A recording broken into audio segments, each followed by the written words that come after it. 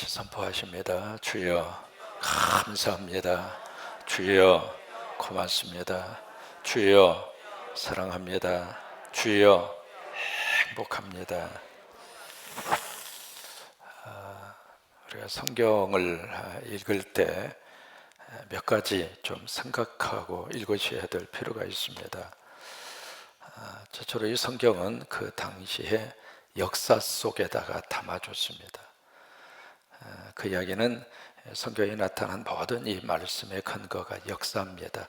역사라고 하는 그 이야기는 성경이 허구가 아니라 그 말이에요. 사실이다 그 말이에요. 두 번째, 이 성경은 어디에다가 담아주셨는가? 그 당시에 하나님이 쓰시는 유대 민족이 되겠죠. 구체적으로는 히브리 민족이 되겠고요. 그리고 땅은 구체적으로 팔레스타인, 이스라엘 땅, 고대 근동, 그렇게 표현을 하는 바로 지중해를 중심으로 한 거기에서, 그러니까 그 땅에서 그 민족 속에서 말씀을 주셨다고 하는 이야기는 그 당시의 삶과 그리고 문화의 그릇 속에다가 담아졌다 그 말이에요. 그래서 성경을 읽어가면서 1차적으로 거기에 대한 이해가 필요합니다. 어떤 상황 속에서 어떤 대상으로 이 말씀을 1차적으로 주셨는가. 그게 왜 중요하냐면 1차적인 의미를 우리가 깨달아야 오늘 우리들에게 적용을 어떻게 할 수 있겠는가, 그 문제가 이어집니다. 그런 이해가 없이 성경을 읽으면 어떤 식으로 흘러가느냐면 나한테 필요한 말씀만 갖다가 나에게 유리한 쪽으로만 갖다가 대입을 시켜버립니다. 그래서 이 성경이 지극히 개인적인 욕망을 이루어가는 어떤 그 축복에, 그리고 아니면 어떤 내가 이루고자 하는 것에 한 작은 방편으로 어떤 내가 이렇게 그 복을 받기 위한 어떤 하나의 단계로, 수단으로 그렇게 성경이 전락해 버립니다. 우리가 욥기를 읽으면서 우리가 느꼈습니다만은 그 대표적인 것이 바로 욥기에 나오는 내 시작은 미약하였으나 내 나중은 창대되라. 그 구절도 그런 대표적인 예 중에 하나입니다. 왜 이 말씀을 드리느냐면 오늘 이제 역대상을 우리가 읽고 있잖아요. 역대상이 왜 쓰여지게 됐는가, 역사적 질문이 필요합니다. 그리고 누구를 대상으로 이 역대상을 썼는가라고 하는 문제거든요. 여기 이제 역사적인 가장 중요한 저희가 포로라고 하는 상태에서 돌아왔어요. 그들의 심정이 어떠했을까? 1, 2년도 아니고 70년 동안 포로로 끌려가서 죽을 고생을 하고 이제 그러다가 겨우 세계사의 역사가 판도가 바뀌어지면서 고레스라고 하는 사람을 통하여 돌아가도 좋다. 포로로 끌려서 살고 있는 이 인생을 사는 너희들 각자 자기의 민족과 자기의 고향으로 돌아가라. 엄청난 선포죠. 그 혜택을 받고 고향으로 돌아왔어요. 돌아와서 그 사람들이 이제 가나안 땅에 뭘 해야 되는가? 새로운 나라를 건설해야 돼요. 새로운 나라를 건설하는데 돌아온 사람들이 누구냐면 전부 다 가슴에 상처가 배어 있습니다. 정상적인 생활이 아니에요. 그러니까 개인적으로도 그러고, 그리고 집단적으로도 그러고, 가족적으로도 그러고, 돌아온 이 사람들의 마음속에는, 가슴속에 한이 맺혀 있고 눈에는 눈물이 마를 날이 없고 먹고 사는 것도 힘들고, 그런 사람들이에요. 이 사람들이 이제 땅에 돌아왔으니까 뭔가 이렇게 공동체를 형성을 하고 그것을 중심으로 해서 나라를 세워가야 된단 말이에요. 근데 이제 그 일에 지금 누가 가장 중심적으로 쓰임을 받고 있느냐? 유다 지파입니다. 그럼 12지파 중에 왜 유다 지파인가? 두 가지 이유가 있습니다. 첫째로 나라가 망하면서 12지파가 다 흩어져 버렸습니다. 그래서 12지파의 명맥은 유지를 하고 있지만 그 12지파 가운데 제대로 된 지파는 이 지파밖에 없었어요. 그게 이제 첫 번째 이유고, 두 번째는 하나님이 의도적으로 유다 지파를 축복하십니다. 왜냐하면 유다 지파를 통해서 역사를 끌고 가시고자 하는 하나님의 뜻이 있는 거예요.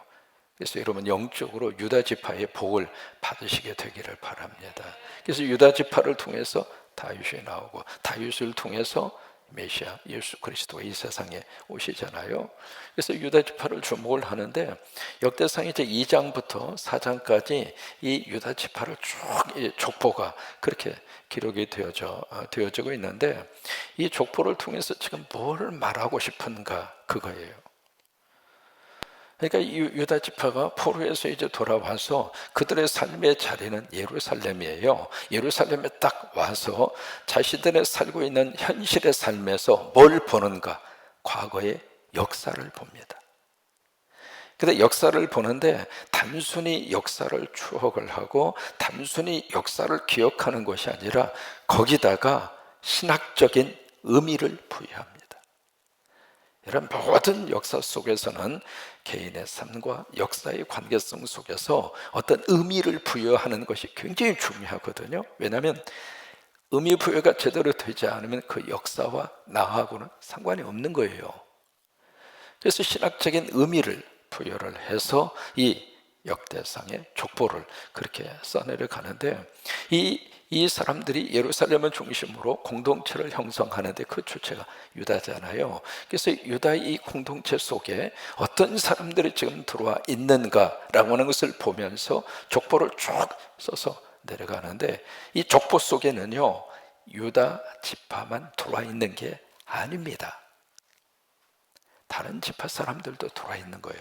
대표적인 사람이 누구냐면 갈렙이에요. 갈렙. 여러분 갈렙을 유다 지파로 생각하는데 아니에요. 그의 출신은 그나스 지파예요. 그나스족이에요. 그나스족은 에돔 족속이거든요. 그러니까 유다 지파가 아닌 사람도 이 공동체 속에 들어와 있는 거예요. 또 하나 여기 족보를 이렇게 쭉 보면서 성공하고 잘 나가고 똑똑한 사람만 족보 속에 들어와 있는가? 그게 아니에요. 실패한 사람도 들어와 있고.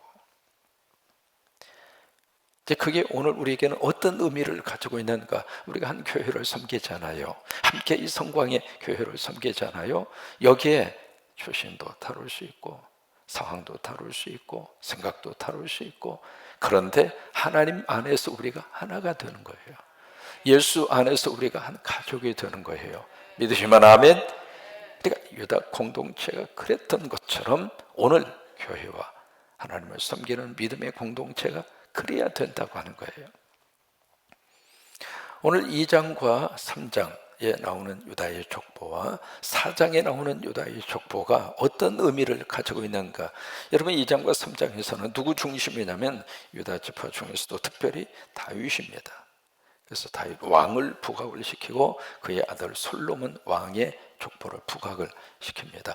4장으로 가서 보시면 거기다가 조금 이제 첨가가 되는 족보죠. 4장은 그래서 유다 족보 지파 가운데에서도 평범한 사람, 그 사람들을 중심으로 이 족보를 쭉 써서 내려가는데 여러분 4장을 한번 쭉 읽으면서 무슨 생각이 드실지 모르겠습니다. 첫째로 왜 이렇게 길어?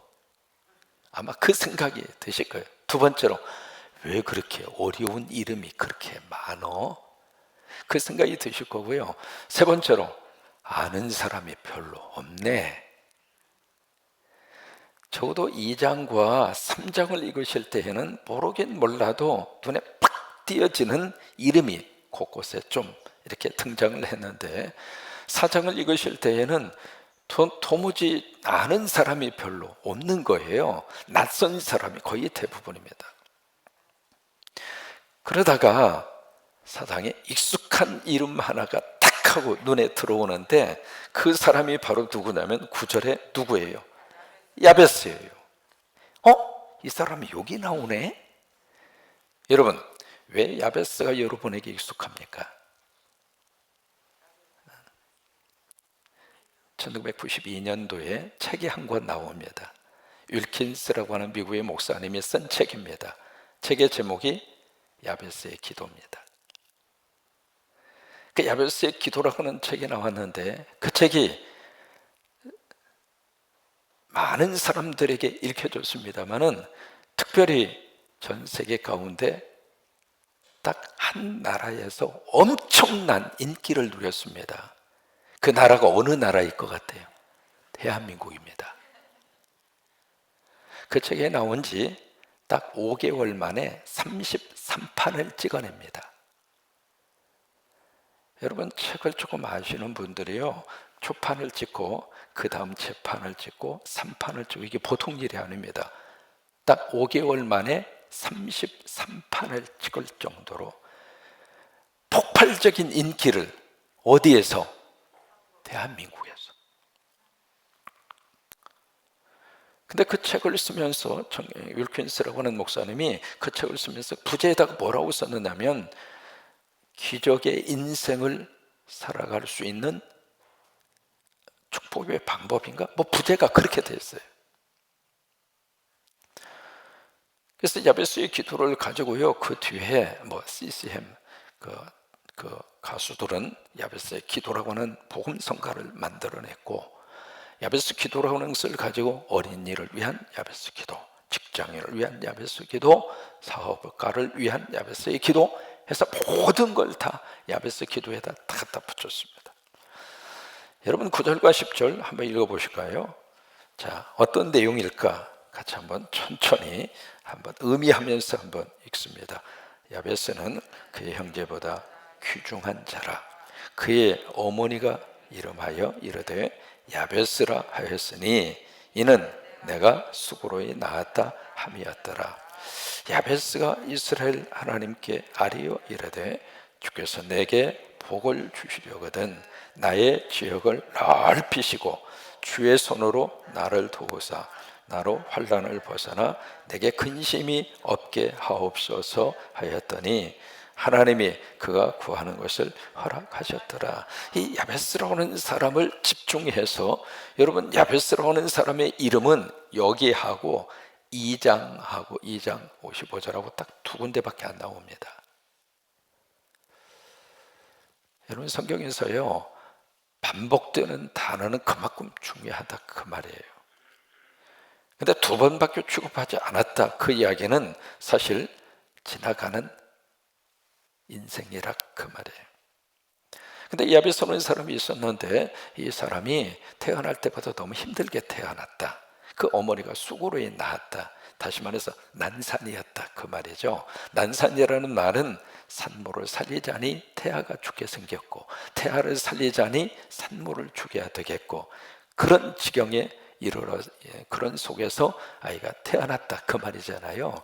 근데 그 아이의 이름을 어머니가 지어줍니다. 그 이야기는 유복자라 그 말이에요. 아버지가 없다 그 말이에요.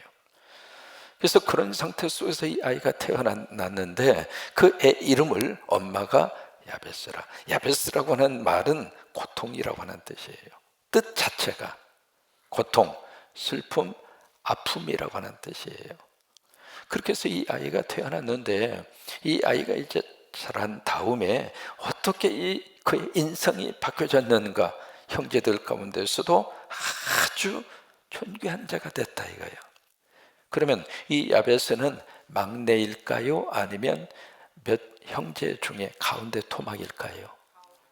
예, 잘 기억해 보세요. 이미 답을 앞에다가 말씀을 드렸거든요. 유복자라고 그랬거든요. 그럼 막내입니까? 많은 형제 중에 몇 형제입니까? 막내죠. 유복자인데 그 다음에 또 자식이 있으면 조금 이상하죠. 막내라 이 말이에요. 막내로 태어나고, 그리고 그런 상태 속에서 태어났는데 형제들 가운데서도 가장 존귀한 자라. 다시 말해 가장 존경을 받는 인물이 됐고, 그가 미치는 영향이 그만큼 컸다 이 말이에요. 10절에 그가 이제 그렇게 기도한 것으로 그렇게 나옵니다. 하나님께 아뢰입니다. 뭐라면 나한테 복을 주시려거든. 가정법이죠. 옛날 번역은 복에 복을 주세요 그렇게 번역했는데, 우리가 가지고 있는 성경에서는 복을 주시려거든, 가정법이란 말이에요. 하나님께서 나에게 주실 복이 있다면 이 복을 주세요 하고 그렇게 기도하는데, 첫째가 나의 지역을 넓히시고, 이게 우리 한국 사람의 정서하고 너무 맞는 거예요. 나의 지역을 넓히시고 라고 하는 이 기도를 어떻게 우리는 했는가? 하나님 땅 사게 해주세요. 하나님 내가 산 이 땅 지가가 올라가고 대박 나게 해주세요. 하나님 이 땅도 사게 하시고 저 땅도 사게 하시고 사업체 하나에서 2개로 3개로 10개로 늘려주시고 가게가 지금 이만큼 5평에서 시작하지만 50평 가게로 넓혀주시고 그 정서로 이 구절이 기가 막히게 맞는 거예요. 여러분 맞아요? 틀려요? 대답하기 조금 곤란하세요? 제 설교 내용이 조금 불편하세요? 그런 쪽으로 이 말씀이 내 생각과 더불어서 내가 가지고 있는 어떤 욕심도 들 수 있겠죠. 이 말씀이 너무 기가 막히게 맞는 거예요. 저마다 야베스의 기도의 책을 들고 그 기도대로 그 책에 나온 대로 하나님, 아파트 20평에서 살지만 하나님 이제는 40평으로 넓혀주세요. 하나님 꼭 부탁합니다. 넓혀주세요. 하나님이 그 기도를 들으실까요? 안 들으실까요? 기도 들으셔요. 안 들으시는다 그 말이 아닙니다. 들으셔요. 그래서 하나님이 우리 지경을 넓혀주셔요. 땅이 필요하면 땅도 넓혀주시고 아파트가 필요하면 넓은 아파트로 넓혀주시고 자식들의 삶의 자리에서 필요한 것이 있다면 부모의 간절한 기도를 하나님이 들으셔서 넓혀주신다 이 말이에요. 그 다음에 어떤 기도를 했는가? 주의 손으로 나를 도와주셔서 나로 환난을 벗어나 근심이 없게 하옵소서. 환난과 근심, 이게 너무 힘든데 사는 것도 힘들고 먹고 사는 것도 고생스럽고 가정을 이룩하는 것도 너무 걱정거리가 많고, 그런데 하나님께서 주의 손으로 우리를 도와주셔서 여기서 좀 벗어나게 해주세요. 그렇게 기도를 했더니 그 다음에 중요합니다. 하나님이 그가 구하는 것을 허락하셨다. 그러니까 기도하면 하나님이 들으시는구나, 기도하면 하나님이 허락하시는구나, 그 말씀은 우리 10절이 끝나고 있잖아요. 그러니까 이 말씀을 딱 붙잡고 야베스의 기도를 하자. 틀린 게 아닙니다.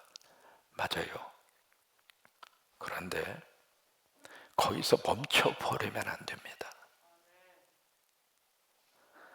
오늘 역대상 4장에서 왜 에스라는 이 족보를 쭉 기록을 하다가 야베스의 기도를 여기다가 첨가했을까?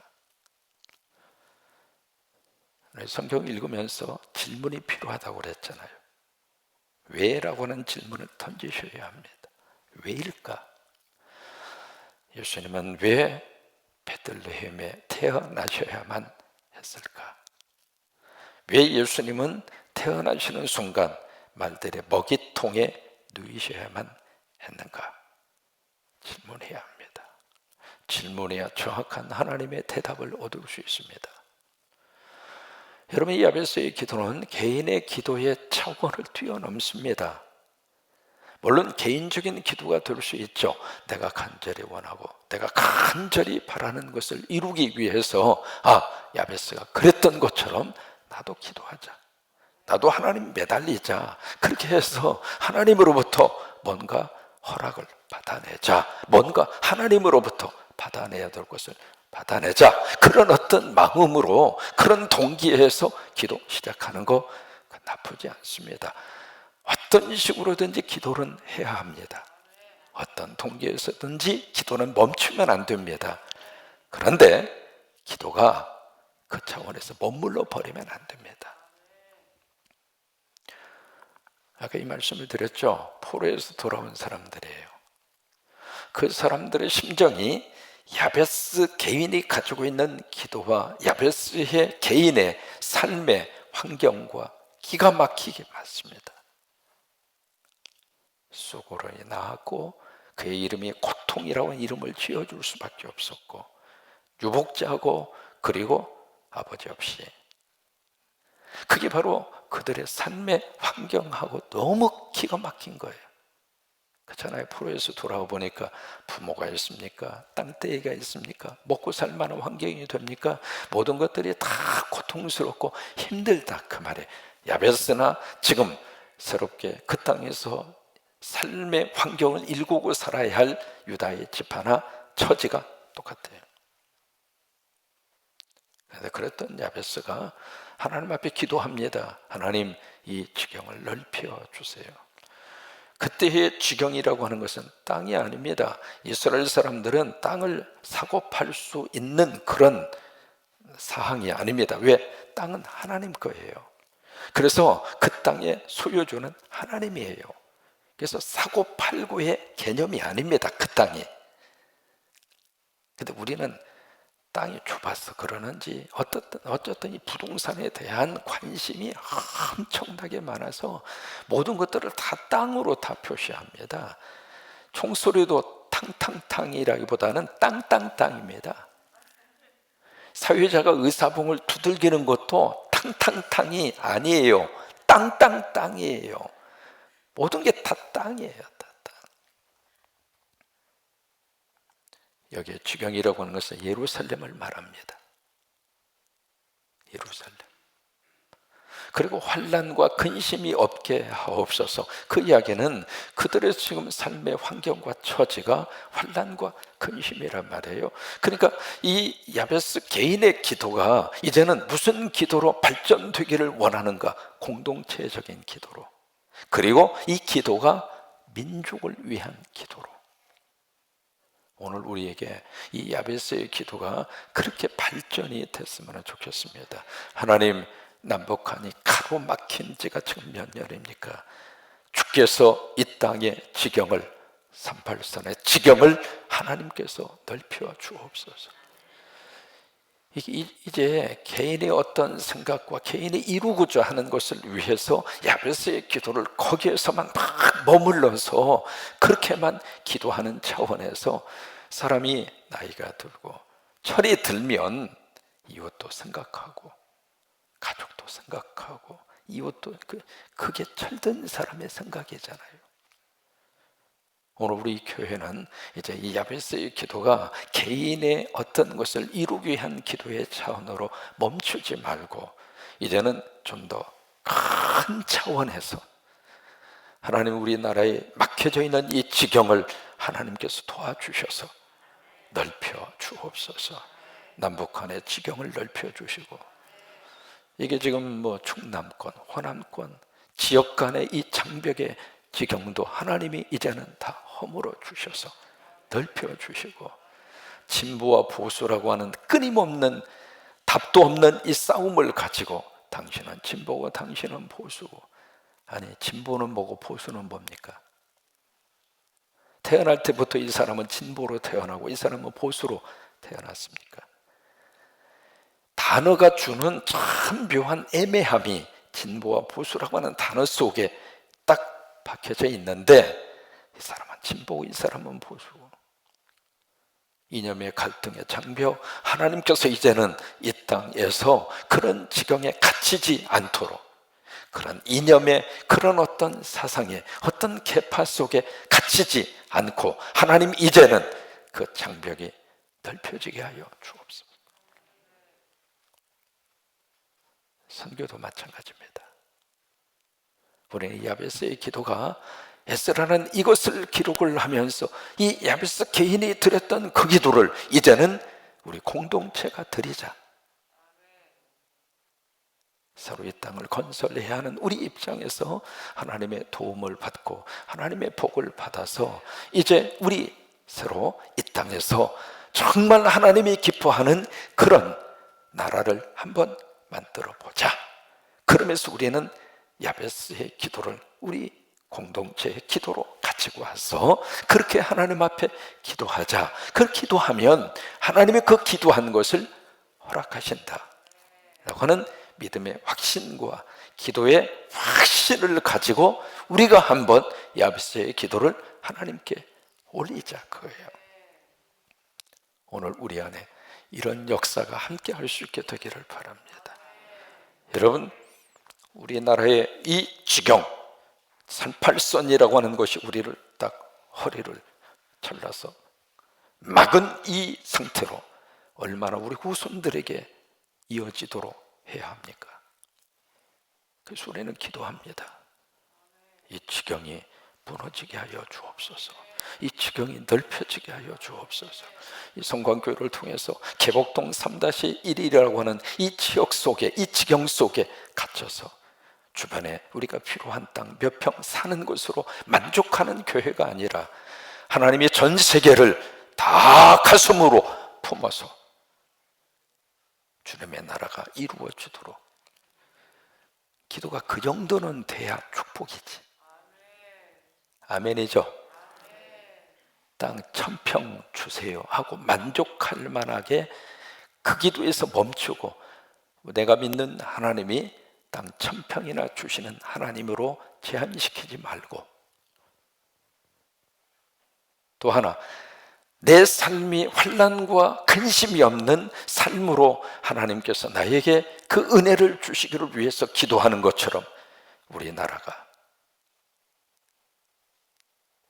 편안한 가운데 모두가 다 복을 누리고 사는 나라가 될 수 있도록 축복하여 주시고, 북한에 살고 있는 내 동포 그들도 환난과 근심이 없는 그런 삶을 살도록 하나님이 도와주시고, 그래서 우리 야베스의 기도가 이제는 공동체와 민족의 기도로 이렇게 올라가는, 그래서 10절의 마지막은 우리에게 너무 강한 은혜를 주십니다. 하나님이 그가 구하는 것을 허락하셨더라. 같이 한번 고백하십니다. 하나님이 내가 구하는 것을 허락하셨더라. 그래요. 이 말씀 꼭 의지하고 한 주간 동안 새벽의 영성의 자리를 함께 달려와서 감사하고, 또 이번 주일에도 하나님의 큰 은혜가 임할 수 있게 되기를 주의 이름으로 축원합니다.